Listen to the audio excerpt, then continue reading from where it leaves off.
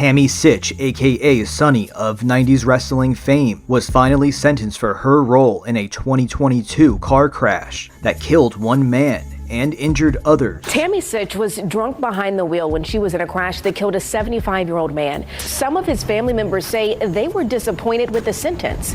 Yes, there were about 24 of the victims' loved ones in the courtroom today. They listened in, some of them even shaking their head as they listened to the defense ask for the lightest sentence possible. At the end, the judge decided that the best thing for Sitch and the community around her was to sentence her to nearly 2 decades worth of prison time. WWE Hall of Famer Tammy Sytch will spend the next 17 years in prison.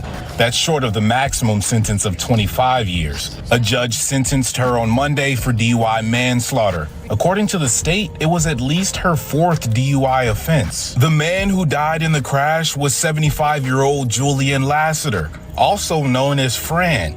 His younger brother was in the courtroom to face Sitch. If you talk to the residents of the condominium where he lived at Daytona Beach Shores or the cabin on Lakewood Knott, they would all tell you what a great guy he is. He was. Fran's daughter was also in court. She wasn't happy with the punishment. She says it wasn't enough for her. We are a little bit disappointed in the outcome. I think it should have been a whole longer than what she agreed to. The decision came after the defense said Sitch is a woman who suffers from multiple mental illnesses and substance abuse. Prosecutors said she should deal with her issues behind bars. James Penty, Sitch's ex-fiance, says it's a sad situation all the way around. She'll literally be paroled to a nursing home. So, I mean, it's tragic for everybody involved. I feel terrible for the family. In addition to the 17-year prison sentence, she'll serve 8 years of probation once she gets out.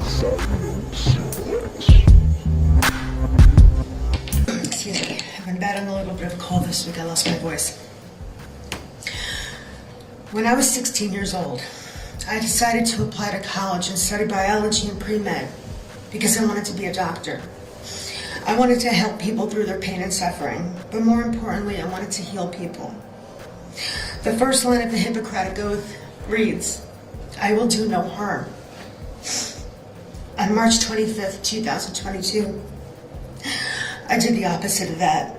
I did harm to someone else, and my entire being was crushed.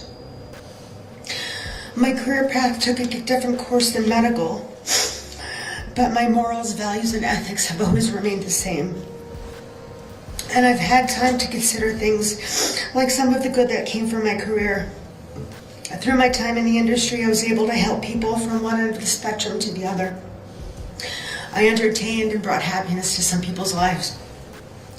Once I was able to help a stranger who was having a seizure at one of my appearances at a convention. And I've made terminally ill children's wishes come through the Make-A-Wish Foundation.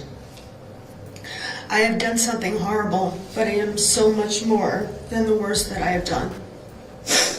I try to think about the good I've done, because when I sit alone thinking about what I did to the Lassiter family that tragic day, from a stupid decision, I feel the regret and remorse deep inside my soul. I know that they don't get to rest knowing he's gone. Because when I was 20, I lost my father as well, to heart disease. And just last August, my 87-year-old mother passed away while I've been incarcerated. I never got to say goodbye to her, just as they didn't get to say goodbye to their beloved family member. I know how it feels, how it hurts, how it tears your heart out. And for that, I'm truly, truly sorry.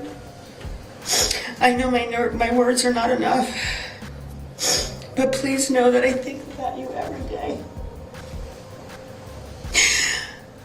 Every second of every day. And I know I will do whatever I can to make the changes I need to make sure this never happens again. No one should have to go through this. And please know that every single second of every day since the crash, I have wished I could trade places with you. I try to think back to what caused my downfall, and I think it started with the death of my fiance Chris in 2005. He was tragically taken from this world, and I hated myself for not being able to change things for him, to heal him and care for him, and keep him safe. But what followed was a huge string of mistakes that I should have learned from. I should have learned, but I couldn't connect my mind to my heart to do the right thing. There are many things in my life that I wish I would have done differently. But they say everything happens for a reason. I refuse to go backward and make the same mistakes again. Because the pain I feel in my heart for what happened is indescribable. It haunts me daily and each night in my nightmares. But the only way to fix it is to truly change my path. If I could turn back time, I would. If I could find a way to change the events that happened that day, I would in a heartbeat. If I could bring Mr. Lasseter back and take his place, I would in an instant. I feel that if I was given the chance to change, to redeem myself, and if I used my resources, my personal experiences, my history, and a little bit of the fame that I garnered a long time ago, I can be a true asset to the community by helping to educate our youth and adults about the dangers of drinking and driving, the dangers of not having your mental illness properly treated, and the catastrophic events that can result from it. A precious life was lost that tragic day, and I'm so incredibly sorry for that. I would ask that you give me the opportunity to atone for what I've done, and then to be released into society to contribute to it in the most positive way possible. Thank you.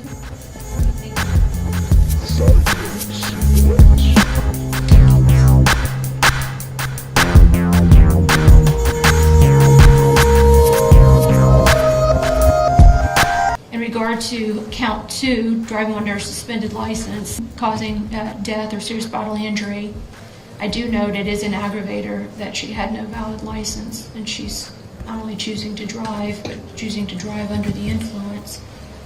Pursuant to this, and state, not to be nitpicky, but I actually come up with the amount of 10.6625 would be the minimum and the maximum.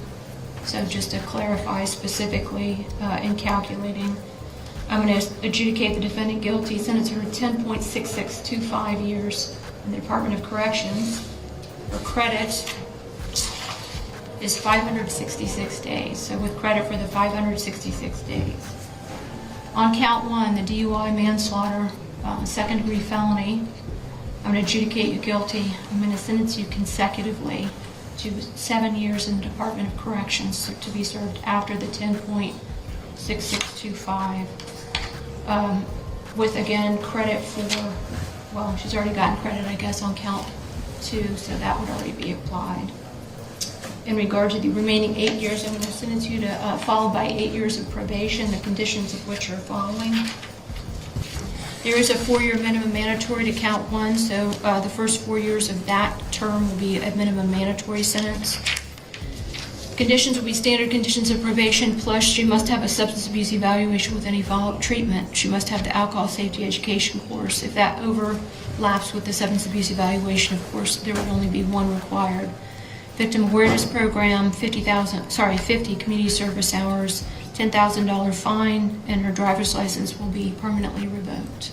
Otherwise, any standard fines and costs. State is not requesting cost of prosecution, cost of investigation, so I'll not be applying those. All right, does that cover everything? State? And also no information. All right. Any questions, Ms. Sitch? All right. You have 30 days to appeal. That must be in writing with the clerk of court. If you cannot afford counsel, appoint counsel to represent you. Yeah, let's do it. All right. May we be appointed for purposes of appeal now? All right. Can we go ahead and put that? Thank you. We're after. All right, court's in recess. For more info on the story, check out the archives now. What are your thoughts on the situation? Let us know in the comments below.